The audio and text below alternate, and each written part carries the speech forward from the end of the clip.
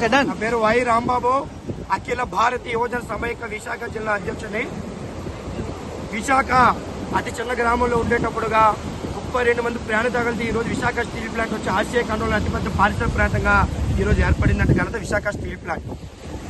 వీళ్ళు కూటమి నాయకులు అధికారంలో లేనప్పుడు విశాఖ స్టీల్ ప్లాంట్ ప్రభుత్వ రంగంలో కొనసాగకుండా తీసుకునే చర్యలు మావి అని ముఖ్యమంత్రి, ఉప ముఖ్యమంత్రి నారా లోకేష్ గారి పెద్దలందరూ ప్రలోభాలు పలికి ఈ రోజు రాష్ట్ర ప్రజలు అత్యంత ఓట్ల మెజార్టీ గెలిచి ఈ రోజు అధికారంలోకి వచ్చిన తర్వాత రాష్ట్ర ప్రజలను నెట్టనెలో ముంచడమే కాక తెలుగువాడి యొక్క ఆత్మ గౌరవాన్ని వీరి యొక్క సొంత లాభం కోసం బీజేపీ పెద్దల దగ్గర తాకట్టు పెట్టిన వైన మనం చూస్తూ ఉన్నాం. పక్కన అనకాపల్లి ఇంకా అక్కడ స్టీల్ ప్లాంట్ నిర్మాణానికి ప్రారంభమే కాలేదు, ఆ కంపెనీ గనులు ఇవ్వాలని చెప్పేసి బీజేపీ పెద్దల దగ్గరికి వెళ్ళి చదవబడ్డారు. కానీ ఏదైతే ఇక్కడ ప్రజలకు ఎంతో ఉపయోగపడుతుంది స్టీల్ ప్లాంట్ గనులు అడగడం వల్ల వీళ్ళు ఎంతో మోసం చేస్తారో మనం చూస్తా ఉన్నాం.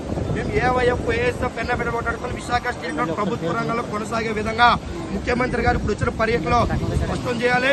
రేపు అసెంబ్లీలో కూడా తీర్మానం చేయాలి. దీని ద్వారా కేంద్ర ప్రభుత్వం మీద ఎంపీలతో ఒత్తిడి తేవాలి. లేకపోతే భవిష్యత్తులో యువతని సమీకరించి సమస్యల ఉద్యమాలకి శ్రీకారం చుడతామని చెప్తే రాష్ట్ర ముఖ్యమంత్రి గారిని, డిప్యూటీ ముఖ్యమంత్రి గారిని మేము ప్రజా సంఘాలు హెచ్చరించడం జరుగుతూ ఉంది. నా పేరు వై రాంబాబు, అఖిల భారతీయ యువజన సమైక్య జిల్లా అధ్యక్షుడు, స్టూడెంట్ ఆర్గనైజేషన్.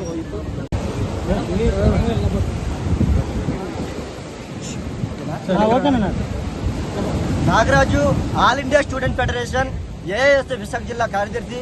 ఏదైతే గత 5 సంవత్సరాల నుంచి పోరాటం చేస్తున్నటువంటి విశాఖ స్టీల్ ప్లాంట్ ని ప్రభుత్వ రంగంలో కొనసాగిస్తామని చెప్పేసి ఈ రాష్ట్ర కూటమి ముఖ్యమంత్రులు కావచ్చు, ఉప ముఖ్యమంత్రి కావచ్చు, మంత్రులు, ఎమ్మెల్యేలు ఎవ్వరు కూడా స్పష్టమైన హామీ ప్రజలకు ఇచ్చే సందర్భం ఎక్కడా లేదని చెప్పేసి ఈరోజు ఆల్ ఇండియా స్టూడెంట్ ఫెడరేషన్ చెప్తా ఉంది.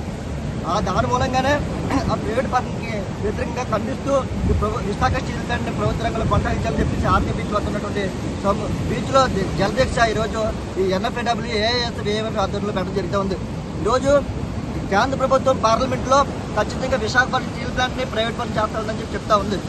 ఇక రాష్ట్ర టీడీపీ అధ్యక్షుడు పల్లా శ్రీనివాస్ గారు అటువంటిది ఏమీ లేదు అని చెప్పేసి ఆయన చెప్తా ఉన్నారు. అయితే మీ మాటలు అమ్మాలాగా కేంద్ర ప్రభుత్వం పార్లమెంట్ ప్రవేశపెట్టినటువంటి మాటలు అమ్మాలని చెప్పేసి ఈరోజు ఏఎస్ఎఫ్ చూడగా అడదలుచుకున్నాం. ఈరోజు ఖచ్చితంగా ప్రైవేట్ పరం అవుతుందని చెప్పేసి మేము చెప్తున్నాం. ఎందుకంటే అందులో భాగంగానే మనం 34 ఫర్నిచర్స్ అని సంబంధించి ప్రైవేట్ పరం చేస్తూ ఉన్నారు. ఈరోజు 5,000 సంబంధించి కార్మికుల్ని అక్కడ తొలగించడం జరిగింది. ఇక ఒడిశా, బీహార్ సంబంధించి కార్మికుల్ని నాలుగు తీసుకొచ్చి ఈరోజు ప్లాంట్ నడిపించే పరిస్థితి కనపడుతుంది. దానికి ఎటువంటి నైపుణ్యం కూడా లేదు. అంటే ఇది చూస్తే పూర్తిగా విశాఖపట్నం లాభాలు పూర్తిగా అడగదొక్కి ప్రైవేట్ పరం చేయాలని ఆలోచనతో ఉంది కాబట్టి ఇవన్నీ చేస్తూ ఉన్నారు. ఈరోజు ఒకటి తెలియజేస్తా ఉన్నాం, విశాఖపట్నం స్టీల్ ప్లాంట్ నష్టాల్లో ఉందని చెప్పేసి ఈరోజు ప్రైవేట్ దారదత్తం చేస్తూ ఉన్నారు. అదే ప్రైవేట్ వ్యక్తులు నష్టాల్లో ఉంటే ఏం చేస్తారు? వాళ్ళకి రాయితీలు ఇచ్చి వాళ్ళు కాపాడతారు. అంటే వాళ్ళకి రాయితీలు ఇచ్చే బదులు ఈ విశాఖపట్నం స్టీల్ ప్లాంట్ సొంత గనులు కేటాయించి దాన్ని ప్రభుత్వ రంగంలో కొనసాగించవచ్చు కదని చెప్పేసి ఈరోజు విద్యార్థి యువజన సంఘాలుగా మేము తెలియజేస్తా ఉన్నాం. ఈరోజు ముఖ్యమంత్రి గారు, ఉప ముఖ్యమంత్రి గారు, మంత్రులు అనేక మార్లు విశాఖపట్నం వచ్చారు. గత ప్రతిపక్షంలో ఉన్నప్పుడు ఉప ముఖ్యమంత్రి గారు పెద్ద బహిరంగ పెట్టి అనేక ప్రసంగాలు వదలగొట్టారు. ఈరోజు కనీసం విశాఖపట్నం స్టీల్ ప్లాంట్ వైపు కన్నెత్తి చూసే పరిస్థితి లేదు.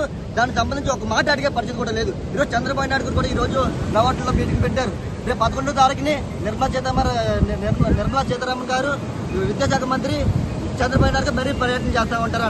ఐటీ కంపెనీలు తీసుకొస్తాము, రకరకాల ప్రచారాలు చేస్తూ ఉన్నారు. ఉన్నటువంటి ప్రభుత్వ రంగ సంస్థను కాపాడకుండా ఇక్కడ ఉన్నటువంటి కార్మికులను కొనసాగించకుండా ఎప్పుడో మెట్ల కంపెనీ తీసుకొస్తాము, అదే ఐటీ కంపెనీలు తీసుకొస్తాము, నిరుద్యోగులు ఉపాధి అవకాశం కల్పిస్తామని చెప్పేసి ఓటరు మాటలు అనేవి విరమించుకోవాలని చెప్పేసి ఈరోజు సూటిగా అడిగేస్తాము. ఖచ్చితంగా విశాఖపట్నం స్టీల్ ప్లాంట్ సొంతగా కేటాయించాలి. ఎందుకంటే అది 32 మంది ప్రాణత్యాగం చేసి అర్పించి వచ్చినటువంటి స్టీల్ ప్లాంట్ని ప్రభుత్వ ఆస్తి, తెలుగు ఆత్మగౌరవాన్ని తాకట్టు పెట్టి బీజేపీ కేంద్ర ప్రభుత్వ పెద్దల దగ్గర తాకట్టు పెట్టి ఈరోజు విశాఖపట్నం స్టీల్ ప్లాంట్ ప్రధానికి అందరూ కూడా మోసం చేస్తూ ఉన్నారని చెప్పేసి సూటిగా అడగాల్సిన ఖచ్చితంగా విశాఖపట్నం స్టీల్ ప్రభుత్వం కొనసాగించాలి. లేని పక్షంలో భారీ ఎత్తున ఈ కార్మికులు, ప్రజలకు, విద్యార్థి యువతను అందరినీ కూడా సమీకరించి భారీ ఎత్తున శ్రీకారం చూడతామని చెప్పేసి ఈరోజు కోటి ప్రభుత్వానికి హెచ్చరిక జారీ చేస్తా ఉన్నాం.